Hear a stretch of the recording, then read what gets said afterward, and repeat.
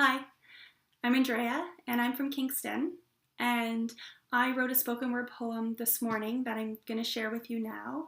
It's called The Hip. It's inspired by The Hip, and The Hip are playing their last concert of their tour in Kingston this Saturday night. So normally I would have this poem memorized, but I just wrote it this morning, and usually it takes me a couple days to memorize a poem that I've written, so I'm just going to read it.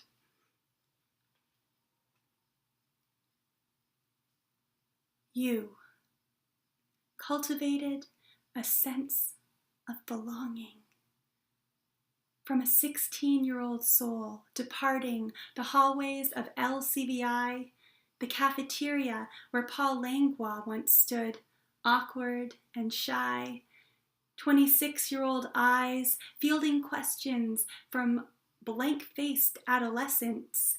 We just didn't yet know why.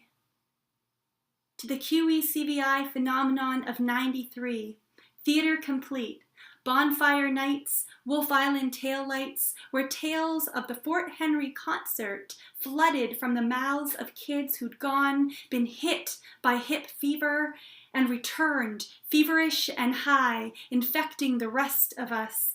I almost felt like I was there, wish to this day I had been. These tunes became the backdrop of our lives. Cottage parties, university haze, Queen's homecoming, stages and AJs, the midnight replay of New Orleans is sinking, when the entire bar dropped their collective beers, slipped from their lips, and opened wide to sing like it was our national pride. Followed me to Denver, where I sat, lonely, uprooted, lost, in a land that was not my own. I slipped fully, completely into the stereo of a Ford pickup, sharing my landscape with a cowboy who wanted to know me more. For me, it was just a way to feel home. Nostalgia has a way of doing that. Wheat Kings was one of the first songs that my brother learned to play on my dad's guitar. My son plays hockey. Gord, I hear you did too. In a honeymoon haze, I made my way to Vegas to live for 2 years. I grew. 15 years past the Fort Henry explosion, 15 years past due, I finally made my way to you. In the infamous House of Blues, amid a sea of red, white, and blue, football hype and western drawl, I swam to my rescue, dipped into this cavernous venue where I finally saw you.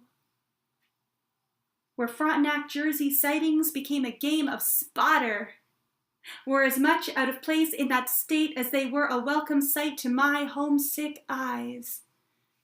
We were few in that crowd, but we were all one blood, beating red and white, foreigners in this land that we inhabited, but you brought a piece of home to us.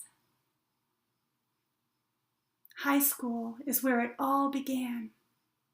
Now, some 20 years later, you've pulled us all together once again. This time, we stand in awe and honor.